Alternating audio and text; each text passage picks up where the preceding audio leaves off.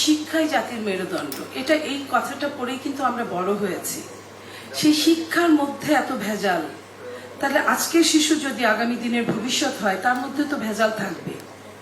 আমার কাছে খুব খুব সহজভাবে এটা মনে হলো যে শিক্ষক জাতির মেরুদণ্ডকে সোজা করে, সেই শিক্ষকের মধ্যে অনেক সমস্যা। আমরা শুধু নেগেটিভ না বলে পজিটিভও বলতে পারি। একটা শিক্ষক যখন তার বেতনটা পাবে কিনা, তার এমপিও হবে কিনা, সে ঠিক মতো তার সন্তানকে পড়াতে পারবে কিনা, অর্থ পাবে কিনা, তার সংসারটা চালাতে পারবে কিনা, এই চিন্তা নিয়ে যখন থাকে তখন তার মাথার মধ্যে অন্য কার সন্তান কতটা মানুষ হলো এটা নিয়ে বোধহয় অতটা কাজ করে না।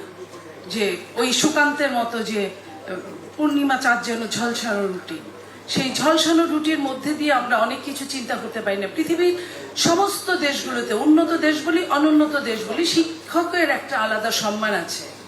বাংলাদেশের শিক্ষকরা যে সর্বশেষ বক্তা বললেন, একটা শিক্ষক যখন 100টা কাজ করে তার মানে কি তার একটা কাজে সে সচ্ছল না, তাই তাকে অনেকগুলো কাজ করতে হয়। এটা যেমন সত্যি কথা, ওই কথাটাও সত্যি।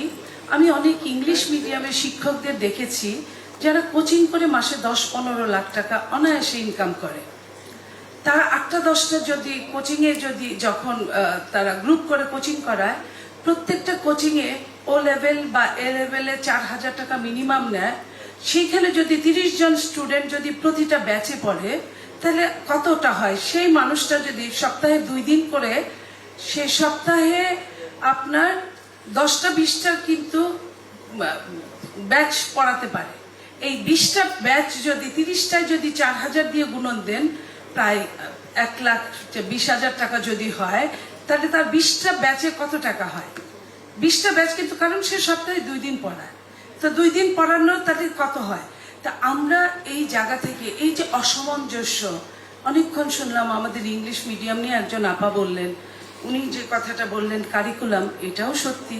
আমার 2টা বাচ্চা পড়ে আমি এত বেশি অবাক হয়েছি। একটা সময় খুব নামকরা স্কুলে আমার বাচ্চা পড়তেন, একটা সময় আমার বাচ্চাকে আমি তাদের কাছে কোচিং করাতাম না বলে যারা কোচিং করতো তাদেরকে বলে দেওয়া হতো যারা কোচিং করে না তাদের সঙ্গে কিন্তু ক্লাসে বেশি কথা বলবে না।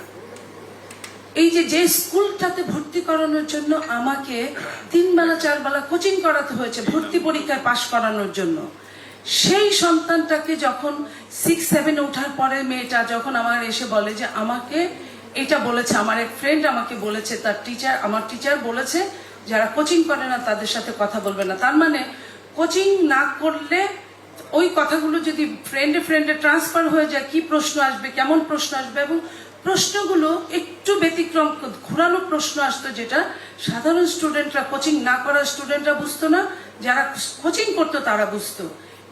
এই জায়গাটায় শিক্ষকদের কারিকুলামটা আমার চেঞ্জ করা আমি মনে করি সবচেয়ে বেশি দরকার। লাইফে কোনো কিছুর গ্যারান্টি নাই, তাই ইন্স্যুরেন্স করুন সিটি ব্যাংকে, কারণ ইন্স্যুরেন্স করলে সিটিতে সুরক্ষা পাবেন নিশ্চিন্তে। আপনারা বলেছেন যে কাউকে পেছানো যাবে না, কাউকে আগানো যাবে না। আপনাদের কি নোটের আজকে আমি দেখলাম এই যে পেছানো এবং আগানো, এই পেছানো এবং আগানোটা কিন্তু আপনার এই যে কথাটা আমি বললাম যে up and down, English medium, Bangla medium এবং ইংলিশ ভার্সন আরেকটা আছে, সেখানেও কিন্তু একটা তাদের মধ্যে একটা ডিভাইডেশন আছে।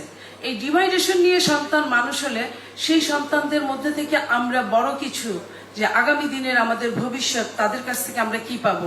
এইখানে শিক্ষার ডিজি আছেন, উনি অবশ্যই কথাটা যদি মাথায় ঢোকান আমার খুব ভালো লাগবে। কারণ আমি কিন্তু সেই দিন আমার বাচ্চাদের অত ভালো স্কুল থেকে নিয়ে চলে এসেছিলাম। আমি সেই দিন একটা সরকার ক্ষমতায় ছিল, যে সরকারের তারা ছিলেন।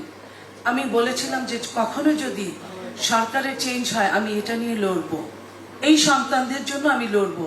আজকে এই লড়ার জায়গা থেকে বলছি যে আমরা ওই কারিকুলামের জায়গাটায় আমরা চাই যে এক হোক। আরেকটা জিনিস আমি আপনাদের বলতে চাই, এতক্ষণ অনেকবার বিল্ডিং নিয়ে অনেক কথা হলো।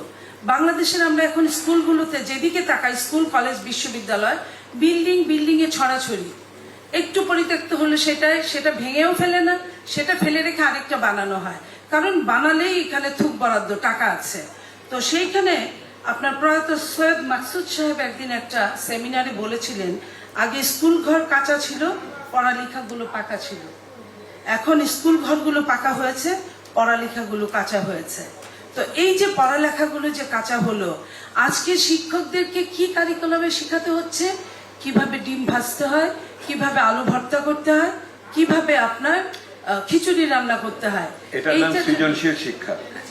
এটা থাকবে, কিন্তু এটাকে যখন বেশি গুরুত্ব দেওয়া হয় এবং গুরুত্বপূর্ণ জায়গাগুলো যখন কম গুরুত্ব হয়ে যায়, তখন ঢাকা বিশ্ববিদ্যালয় থেকে শুরু করে বিভিন্ন পাবলিক বিশ্ববিদ্যালয়গুলোতে আমরা দেখি যে এই এত নাম দাম দিয়ে বাবা মার এত কষ্টের পয়সা দিয়ে পড়ানোর পরে আমাদের এই বাবা মার সন্তানরা বিশ্ববিদ্যালয়গুলো চান্স পায় না। চান্স পায় কে? ওই কওমি মাদ্রাসার ছাত্ররা। আমি কিন্তু এখানে ডিসকারেজ করছি না, এইখানে বলছি এই কারণে একটা কওমি মাদ্রাসা ভর্তি পরীক্ষায় প্রথম 10 জনের ভিতরে 4 জনই ছিলেন কওমি মাদ্রাসা। হ্যাঁ, আমি সেটাই বলছি যে কওমি মাদ্রাসার একটা টিচার কত টাকা বেতন পায়, তাদের কিন্তু খুব বেশি বেতন না। তো ওই ছাত্ররা নিজেরাই তো গরিব, কোথা থেকে বেতন দিবে? তো সেইখানে যদি তারা যদি আপনার ইংলিশ বলেন, বাংলা বলেন, আরবি বলেন, ফার্সি বলেন, তারা যদি এটা শিখিয়ে পাবলিক বিশ্ববিদ্যালয়গুলোতে চান্স পাইয়ে দিতে পারে, অন্য বাংলা বিশ্ববিদ্যালয়ে ভর্তির জন্য মা বাবার আবার জমি বিক্রি করতে হয়, আবার তার অর্নামেন্টস বিক্রি করতে হয়, করে তাকে প্রাইভেট বিশ্ববিদ্যালয়ে পড়াতে হয়। এই যে জায়গাটা চেঞ্জ হয়ে গেছে, এই চেঞ্জটাকে আমরা কি ফেরত আনতে পারি না?